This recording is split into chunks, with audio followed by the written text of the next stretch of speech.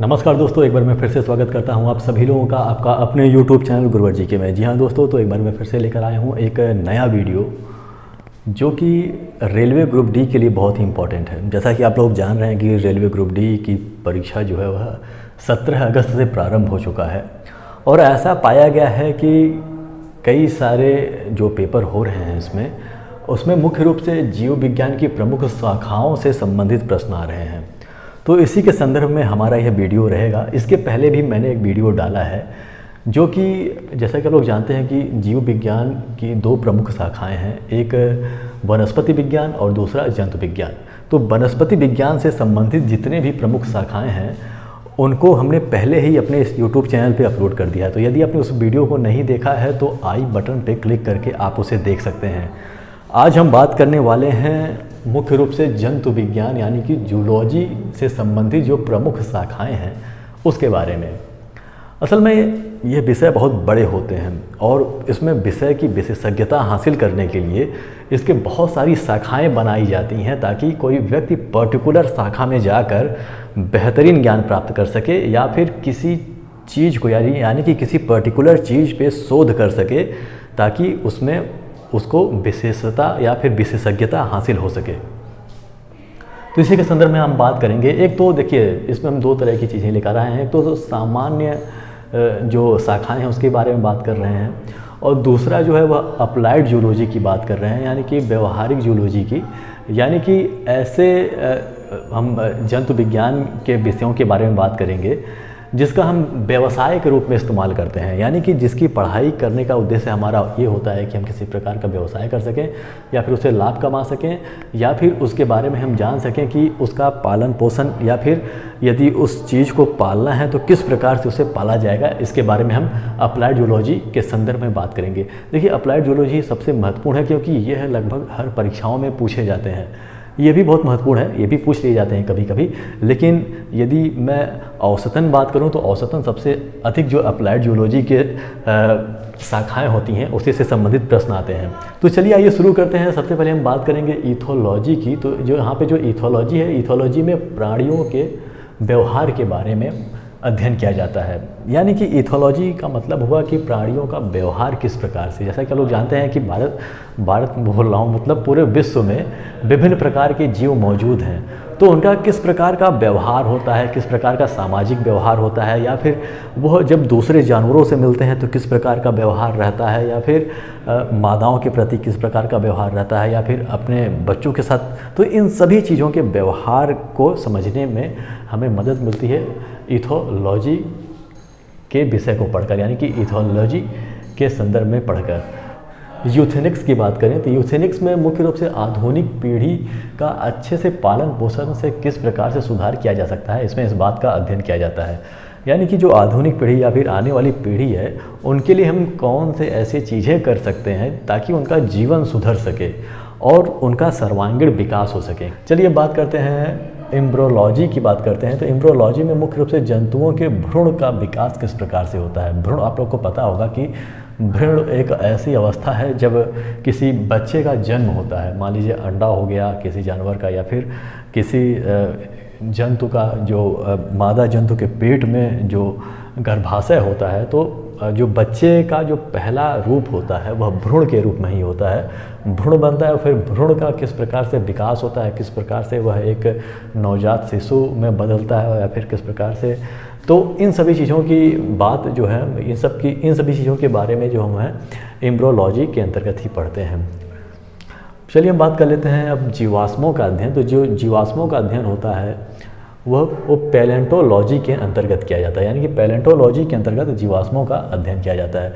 जीवाश्म क्या चीज़ होते हैं, तो जीवाश्म ऐसे जानवरों के अवशेष होते हैं पृथ्वी पर जो मर गए होते हैं। मतलब हज़ारों साल पहले ऐसे जानवर या फिर कभी भी जो जानवर ख़त्म हो जाते हैं, तो जानवर तो मर जाते हैं लेकिन उनके कुछ अंश यानी कि उनके शरीर के कुछ अंश यहाँ धरती पे मौजूद होते हैं। चाहे वह पत्थरों की दरारों में या फिर पत्थरों पे वो दिखाई देंगे या फिर जंगलों में या फिर मिट्टियों में या फिर हर जगह आप लोगों को, लकड़ियों में, हर जगह आप लोगों को जंतुओं के जीवाश्म देखने को मिल जाएंगे।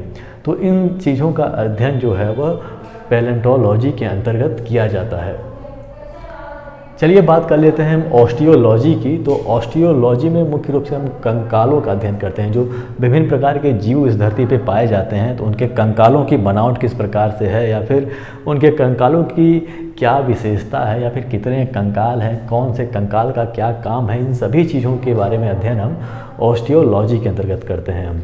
चलिए बात करते हैं हम कॉन्ड्रोलॉजी की। कॉन्ड्रोलॉजी के अंतर्गत हम लोग उपास्थियों का अध्ययन करते हैं। जैसा कि आप लोग पता है कि एक तो अस्थि होती है, एक अस्थि होती है जो हार्ड होता है, जो उपास्थि होती है जो बिल्कुल नरम होती है, जैसे कान की ये जो हड्डी होती है। इन सभी हड्डियों के बारे में जो हम पढ़ाई करते हैं वो कॉन्ड्रोलॉजी के अंतर्गत करते हैं। चलिए बात करते हैं हेमेटोलॉजी के बारे में। तो हेमेटोलॉजी के अंतर्गत हम लोग रक्त का अध्ययन करते हैं, यानी कि रक्त में किस प्रकार की खराबी आ गई। जैसे होता नहीं है, जैसे जिसका किडनी खराब हो जाता है या फिर उनके रक्त दूषित हो जाते हैं, तो इन सभी चीज़ों का जांच जो होता है हॉस्पिटलों में वो हेमेटोलॉजी के अंतर्गत ही इसी सेक्टर में किया जाता है। फिर कार्डियोलॉजी के अंतर्गत हृदय की रचना तथा कार्यविधि की जानकारी इसमें दी जाती है, इसका अध्ययन किया जाता है। उसके बाद हम बात करें तो न्यूरोलॉजी में हम तंत्रिका तंत्र की बात करते हैं, यानी कि इसमें हम मुख्य रूप से जो तंत्रिका तंत्र हमारे शरीर में या फिर किसी भी जीव में मौजूद होते हैं उसके बारे में हम इसमें अध्ययन करते हैं। माइक्रोबायोलॉजी में हम सूक्ष्म जीवों का अध्ययन करते हैं। वहीं बात करें बायो केमिस्ट्री की बात करें, बायो केमिस्ट्री में जंतु रासायनिक अभिक्रिया के बारे में बात करते हैं। जैसा कि आपको पता है कि हमारे शरीर में बहुत सारी रासायनिक अभिक्रिया होती रहती है, चाहे वो भोजन पचाने के संदर्भ में हो या फिर किसी प्रकार के हार्मोन्स रिसाव के संदर्भ में हो। तो इन सभी चीज़ों का जो अध्ययन है वो किस प्रकार से क्रिया कर रहा है हमारे शरीर में या फिर किसी जानवर के शरीर में, इन सभी चीज़ों का अध्ययन हमें बायोकेमिस्ट्री के अंतर्गत कराई जाती है। चलिए बात करते हैं मेर्मोकोलॉजी के बारे में। तो मेर्मोकोलॉजी में मुख्य रूप से चींटियों का अध्ययन किया जाता है।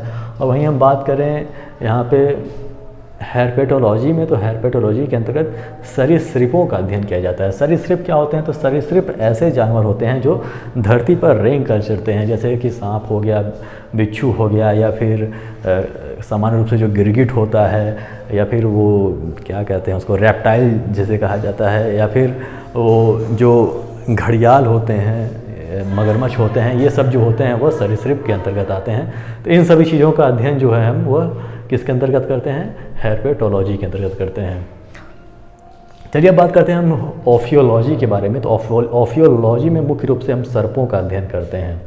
और हम बात करें मैमोलॉजी में, तो मैमोलॉजी में हम स्तनधारी जंतुओं का अध्ययन करते हैं। स्तनधारी जंतु मतलब जो बच्चे जन्म देते हैं और जो अपने बच्चों को दूध पिलाते हैं, ऐसे जानवरों का अध्ययन जो है वो मैमोलॉजी के अंतर्गत किया जाता है। चलिए बात करते हैं हम एंथ्रोपोलॉजी के अंतर्गत। तो एंथ्रोपोलॉजी के अंतर्गत हम बंदरों तथा मनुष्यों का अध्ययन करते हैं। जैसा कि आपको पता है कि हम जो है वो कपियों के या फिर बंदरों के ही रूप हैं, तो कपि हो गए या फिर मनुष्य हो गए, इन सभी का अध्ययन जो होता है वो एंथ्रोपोलॉजी के अंतर्गत ही होता है। चलिए हम बात करते हैं अब अप्लाइड जूलॉजी के बारे में, यानी कि व्यवहारिक जंतु विज्ञान के बारे में, जिसका हम प्रयोग करते हैं या सीख के कुछ कार्य करते हैं या कुछ पैसे कमाते हैं।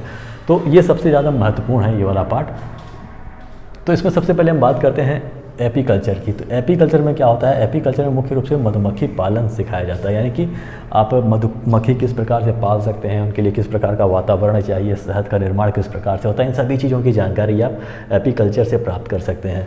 सेरीकल्चर में मुख्य रूप से रेशम कीट पालन का अध्ययन कराया जाता है कि रेशम कीट पालन किस प्रकार से होता है, या जैसे अपने प्रोडक्टिविटी बढ़ाने के लिए इन सभी चीज़ों का अध्ययन करना बहुत ज़रूरी होता है, ताकि आप वैज्ञानिक कारणों को जान सकें। और वैज्ञानिक कारणों को जब आप जानेंगे तो आप बेहतर एक व्यवसायिक बन सकते हैं। चलिए अब बात करते हैं हम पीसी कल्चर की। तो पीसी कल्चर में मछली पालन के बारे में सिखाया जाता है। वहीं बात करें हम पोल्ट्री की, तो पोल्ट्री में मुर्गी हो गया, अंडा हो गया तथा बत्तख पालन के संदर्भ में इसका अध्ययन कराया जाता है। पिगरी में सुअर पालन के बारे में बताया जाता है। और कैलोलॉजी के बारे में मानवीय सौंदर्य का अध्ययन कराया जाता है कि मानव किस प्रकार से सुंदर दिखाई देते हैं। इन सब चीज़ों के बारे में कैलोलॉजी के संदर्भ में इसका अध्ययन कराया जाता है। वहीं हम बात करें गायनेकोलॉजी में, तो गायनेकोलॉजी में मुख्य रूप से मादा प्रजनन अंगों का अध्ययन किया जाता है। और फिर हम बात करें राइनोलॉजी में, तो राइनोलॉजी में कान, नाक तथा गला का अध्ययन किया जाता है। और उसके बाद बात करें हम तो हिप्नोलॉजी में नींद का अध्ययन किया जाता है। और हम बात करें ओनियोरोलॉजी के बारे में, तो इसमें हम स्वप्न का अध्ययन करते हैं। और टॉक्सिकोलॉजी में किसकी बात करते हैं? टॉक्सिकोलॉजी में हम पढ़ाई करते हैं विषैले पदार्थों का अध्ययन, यानी कि मानव शरीर हो गया या फिर कोई भी जानवर हो गया, उस पर विष किस प्रकार से कार्य करते हैं, इन सभी चीज़ों का अध्ययन जो है वह टॉक्सिकोलॉजी के अंतर्गत करते हैं। तो दोस्तों इसी के साथ आज की वीडियो समाप्त करते हैं। आशा करता हूँ कि आपको वीडियो समझ में आया होगा।